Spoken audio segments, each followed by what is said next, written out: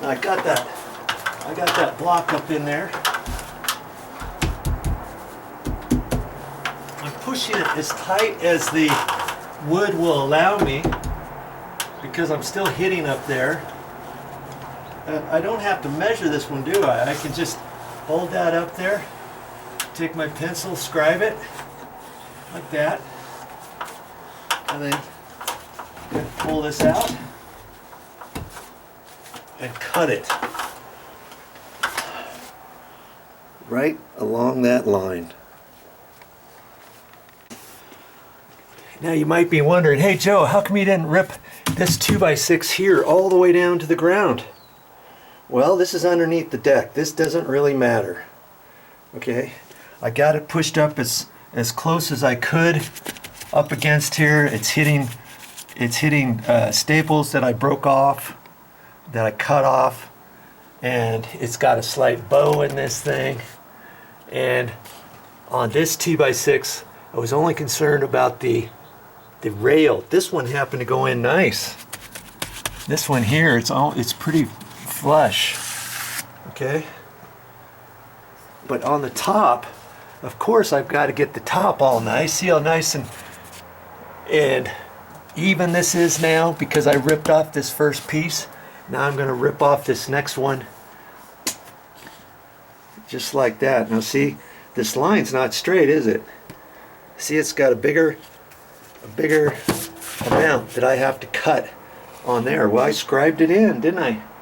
That's because the end of that wall, that existing wall, kind of puckers in this way a little bit, which means I have to cut off a little bit more of this top 2x6 to fit it in there. Okay, and I can't move that because there's stucco on the outside of that, and then it goes out to form the column and all that. So see, I've got, this is what I have to work with. I've got to make it look right, and so I will. That looks nice. That looks very nice. Now, I put liquid nails, boom, boom, boom, on that one, and I drilled from the top down. Now see this flashing's here, and I'm not gonna take that off. I still have to clean some more stuff off. This took forever. This is like a rubber membrane that was on the old stuff, and I'm going to take that off. Then there's another piece of flashing that goes from here up, and then that's where the tile fits into that, and then that's got some little weep holes that goes outside. So I'm going to have to clean all that stuff off. But see, for the top, I only was able to put 2 screws in here, and like I say, I've got liquid nails in there. And so the other thing I thought I would do, since I'm using screws and everything, it works out so great, is I just drilled a pilot hole here and here, and now I'm going to ram up 2 screws this way. 2.5 inch is fine because this is 1.5 inches, and it's going up into the other wood 1 inch. And so I'm going to just take my ratchet drill, I don't know what you call it, impact drill or something, and I'm going to go ahead and use my 2.5 inch screws.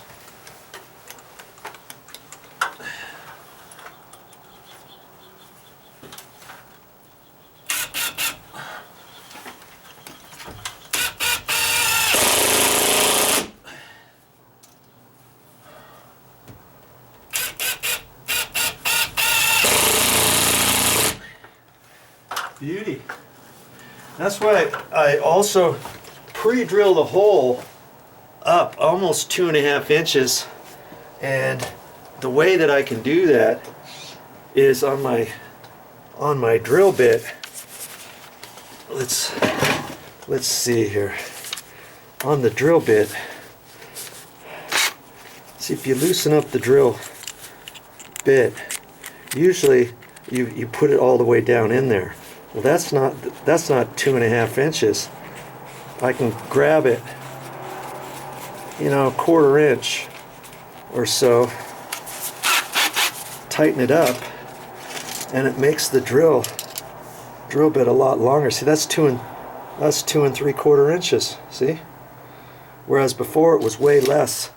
Now, I could have made it 2 inches and then rammed the rest of it in with that drill that I got, you know. But I wouldn't want to just start it with that into the wood without pre-drilling it.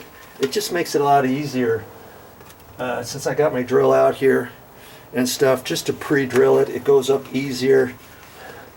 I don't have to hold my mouth just right or anything like that. Okay, so now look at that. I got these top plates on. They're lined up. Looks like so far so good. What I did notice is, see the big gap here where this flashing is? Granted, the flashing is bent up, but I can see if I look down there, it looks like the track. Can you see that? Where the top plate is just lower than the plywood back there, the painted plywood, this plywood here. You can see that in there. Okay, so this thing's slightly sagging, and I can push it up.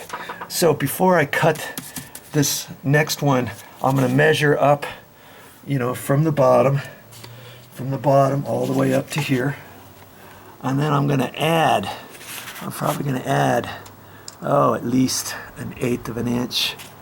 Yeah, at least 1/8 of an inch.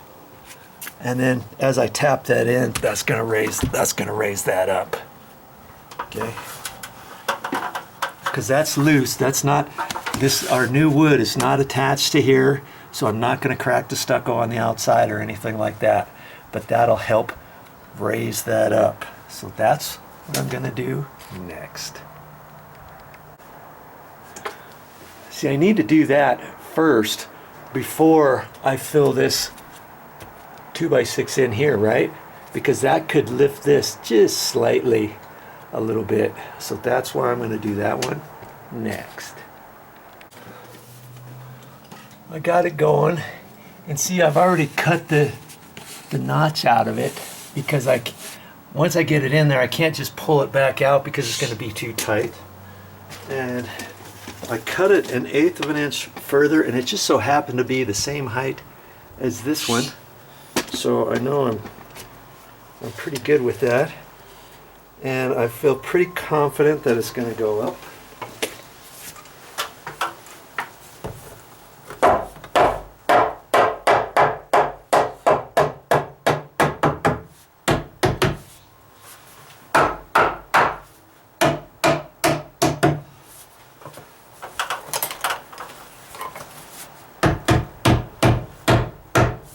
Nice.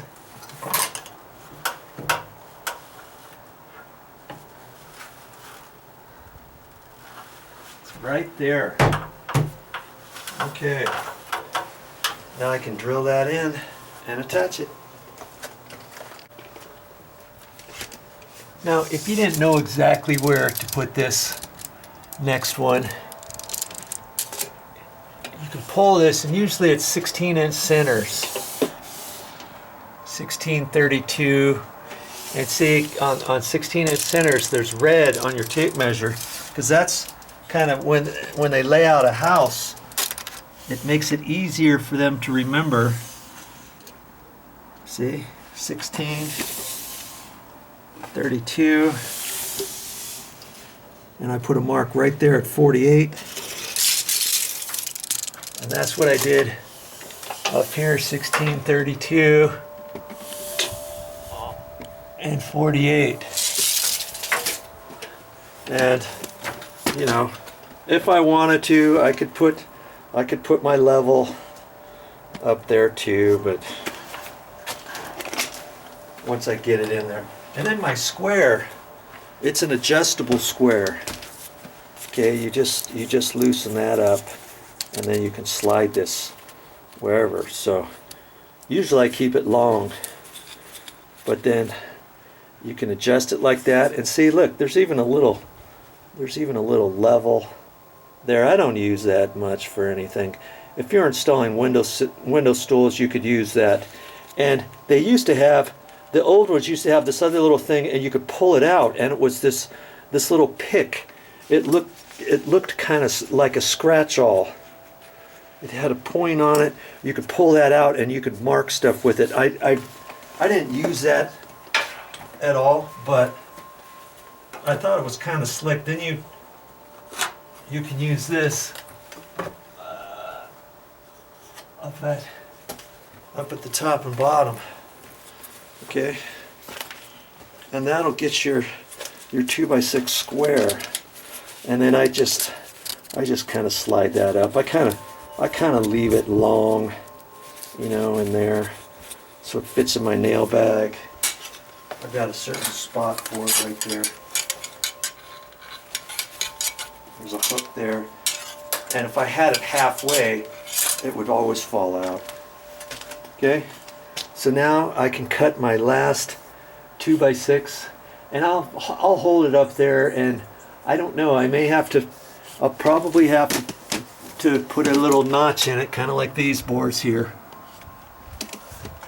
Okay, this one and this one. Funny thing, on this one, down at the bottom, I pushed it up nice and tight. And look, it's flush. Isn't that something? There was no way I could have made that flush. It would have stuck out, and was stuck out way above that. That's why I ended up ripping that down. You remember? Okay, so now I'll measure that, and chances are I'm gonna have to rip it down. In fact, I can take a little block of wood before I cut it, hold it up there, and see the last one I had to cut at 3/8. This one I only have to shave off about a 1/4 inch or so, 3/16 or so, not very much. Okay. All right. Yeah. One more to go for this little wall section.